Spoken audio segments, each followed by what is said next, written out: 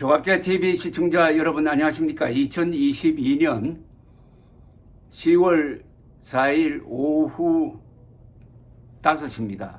오늘 점심때 국민의힘 당원으로서 지난 대통령 선거 때 호남에서 득표 활동을 했던 분을 만났습니다. 이분 말씀을 우선 전해드리겠습니다. 이분 말씀은 윤석열 후보가 당선될 수 있었던 것은 호남에서 그 전보다, 그러니까 그 전이라면은 박근혜 후보 시절을 비교하는 것 같았습니다. 제 이야기 들으니까 보다 약 20만 표가 더 나왔다. 이게 0.73%포인트 차이로 이기는데 결정적 기여를 했다라고 이야기를 하더라고요. 물론 호남 중심으로 이야기하는 느낌도 들었지만은, 그러면은 왜 그렇게 과거보다 표가 많이 나왔느냐 호남에서, 이분 설명은 이랬습니다. 그것은 이준석 당대표 덕분이다. 이준석 당대표가 호남에 한 20분 찾아왔더랍니다. 그리고 호남 사람들의 마음을 잡는 식의 선거운동을 했다. 특히 젊은 층에서 인기가 있었다. 선거운동을 제대로 한 최초의 보수 정치인을 호남 사람들이 만났다. 그러면 그보다 더 나와야 되는 것 아니냐 제가 물었더니, 그것은 안철수 윤석열 마지막 단일화가 오히려 역풍을 불렀다는 해석을 했습니다. 즉 사전투표 하루 전에 그렇게 치열하게 싸우던 안철수, 윤석열 두 사람이 극적으로 단일화를 하니까 안철수 지지자들은 배신감을 느끼고 투표장에 안 나가고, 그리고 오히려 이재명 진영을 긴장시켜서 거기서 무서운 결속이 벌어졌다. 그래서 상당히 큰 차이로 이길 수 있었는데 0.73%포인트 차이로 이겼다. 안철수 효과는 없었다는 정도가 아니라 오히려 마이너스 효과였다. 이런 해석을 하는 걸 들었습니다. 그런데 이분은 최근 국민의힘에서 이루어지고 있는 윤석열 대통령 또는 윤석열 대통령 측근들에 의한 이준석 몰아내기에 아주 격분하고 있었습니다.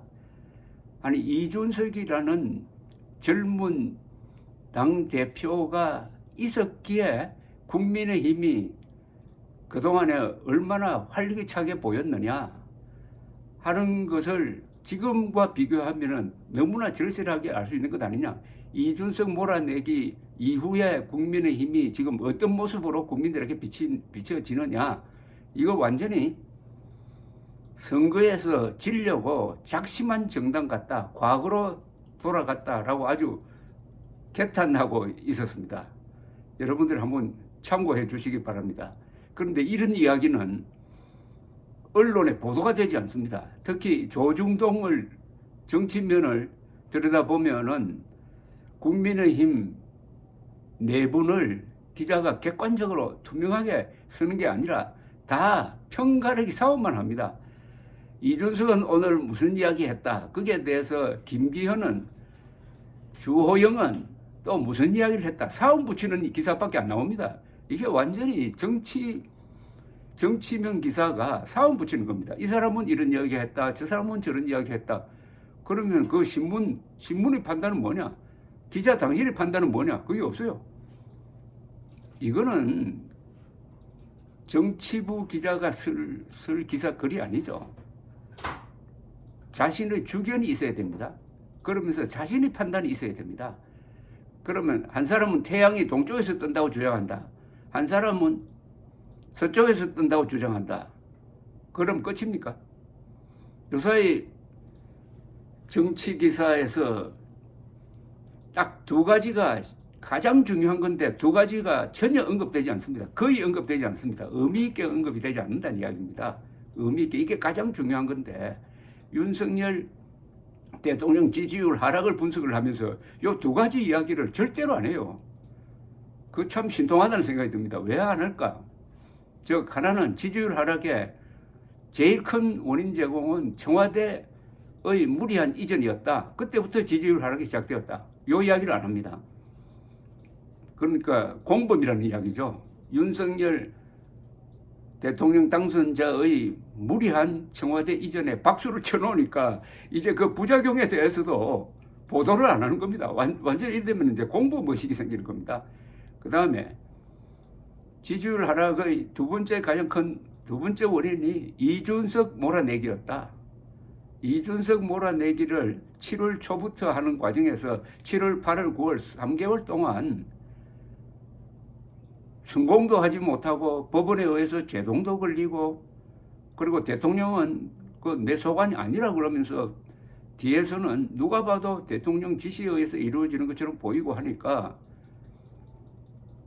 2030 세대가 이탈한 정도가 아니라, 이탈하면 그냥 중립적인 위치에 서야 되는데 완전히 반 윤석열로 돌아가서 앙심을 품은 듯이, 원한을 품은 듯이 그런 식으로 나오니까 지지율이 폭락해가지고 2030 세대에서의 윤석열 지지율은 대선 때는 거의 한 47%의 득표율을 보였는데 지금은 10%대입니다. 10%대.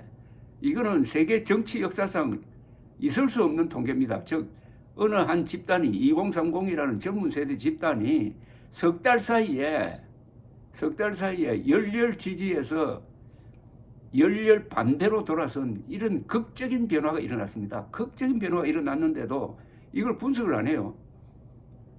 그 극적인 변화의 가장 큰 이유가 뭡니까? 2030 세대의 말하자면 대표성이 있는 정치인으로 보였던 이준석을 몰아내는데 나이 많은 사람들이, 음모론자들이, 그쪽으로 보면 꼰대들이 윤석열과 작당을 해가지고 아주 그것도 치사한 방식으로 몰아내려고 한다. 그걸 보면서 이준석을 몰아내려는 게 아니라 2030 세대를 무시하고 몰아내고 하는 추태를 벌이고 있는데, 문제는 그런 문제에 대해서 누가 용감하게 이야기를 하면은 그 2030 세대가 가졌던 불만이 해소라도 되는데 아무도 그런 이야기를 안 하니까 더 꽁꽁 앓고 있으면서 지지율에 반영이 되고 있다. 저는 이렇게 보는데, 어떤 기자도 이걸 심도 있게 다루지 않습니다. 또는 최근에 조선중앙일보에 희한한 기사가 하나 나왔어요. 이런 기사가 나왔습니다. 2030 세대에서 이준석의 영향력이 지난 대선 때 별로 없었다. 이런 주장이에요. 그 이유가 하나가 여성표에서 윤석열 후보보다 이재명이 많이 받았고 여성표가 단결해가지고 투표장에 많이 나갔다. 요걸 딱 부각시키면서 이준석의 영향력이 별로 없었다. 그건 아마도 지난 대선 때 윤석열 후보가 당선되는 제1등 공신을 윤석열 후보가 아니라 이준석으로 꼽는 여론조사에 대한 누구의 반격을 대응한 기사처럼 느껴졌습니다. 그걸 읽으면서 이런 식으로까지 이준석의 역할을 깎아내려야 하는 그 처지가 참 서글프다는 생각이 들었습니다. 아니, 2030 세대에서 보수 대통령 후보가 47%의 득표, 이재명하고 거의 같습니다. 받는다는 게 이게 상상이나 할 수 있는 일입니까? 상상이나.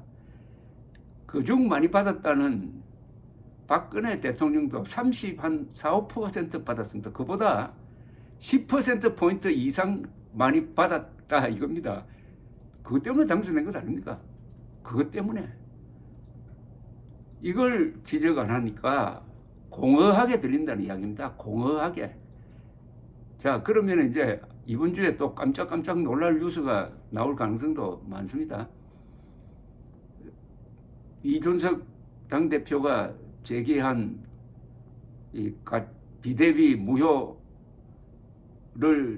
구하는 가처분 신청이 이번에 또 받아들여지면은 정진석 비대위원장 그 체제가 또 날아가 버립니다. 저는 그게 오히려 정상화의 길을 여는 것 아닌가 하는 생각이 듭니다. 즉 윤석열 국민의힘은 이제 결단을 해야 됩니다. 이준석과 같이 갈 거냐 아니면은 이준석을 몰아낼 거냐 당에서. 근데 지금 진행 방향은 이준석을 몰아내는 쪽이었습니다. 근데 이준석을 몰아내는 게 과연 가능하냐는 겁니다. 징계로는 안 되죠. 그럼 제명을 해야 되는데 그 제명하면은 이준석 대표가 가만히 있겠습니까? 그 제명의 논리가 그게 성립되겠습니까? 아니, 양도구역했다고 제명해버리면은 이것도 가처분 신청할 텐데 이게 법원에서 그 잘했다고 판결할까요? 실언으로 말한다면은 윤석열 대통령도 지금 안전하지 못하지 않습니까? 그래서 여기서 결단을 내려야 되는데 이준석을 몰아내면은 이준석은 이제 그때부터 본격적으로 국민의힘과 각을 세우면서 제3지대에서 창당 작업에 들어가겠죠. 아니면은 이준석 징계를 여기서 그만두고 법원에서 판단을 내리면 그 법원 판단대로 따르면서 당에서 이준석을 안아야 이게 국민의힘이 산다고 봅니다. 이준석이 있는 국민의힘은 좀 시끄러울 겁니다. 우선 전당대회를 치러야 됩니다. 전당대회가 굉장히 또 재밌을 가능성이 있어요. 전당대회가 재미가 있어야 되는 것 아닙니까? 거기 이준석이가 재출마하든지 아니면은 이준석 미는 사람과 아니면 윤석열 세력 간의 다툼이다. 이러면 이게 흥미가 있지 않습니까? 재미가 있지 않습니까? 재미를 만들어야죠. 정치라는 건 재미를 만들어야 그게 인기를 모으고 인기가 있어야 그게 표로 전환이 됩니다. 이준석이 없는 국민의힘은 지난 3개월과 같은 국민의힘입니다. 이게 무슨 패기가 있습니까? 이준석 몰아내는 쪽으로 확 정렬을 해버리니까 그 자기 목소리 내던 사람도 그만 난쟁이가 되고 말았습니다. 다 윤석열 부하가 되고 말았습니다. 자기 목소리가 없어지니까. 이런데 또 이준석을 상대로 싸움을 걸면 걸수록 한 칼에 그냥 당하기만 하고 이준석 없는 국민의힘은 재미가 없었다. 그리고 야성이 없었다.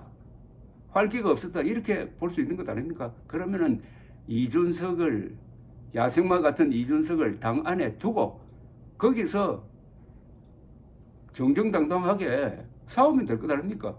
칼 들고 싸우는 거 아니잖아요. 말로 싸우는 건데 그게 뭐 문제가 있습니까? 이준석이란 쓴 약을 먹으면 그게 보약이 되고 쓰다고 뱉어 버리면 독이 될 것이다. 독약이 아니라 독이 되고 손해가 될 것이다. 저는 이렇게 생각합니다. 그러려면 한국 정치부 기자들 제대로 글을 써야 합니다. 청와대 이중과 이준석 몰아내기를 빼고 무슨 정치 진단을 한다고 지면을 낭비합니까? 감사합니다.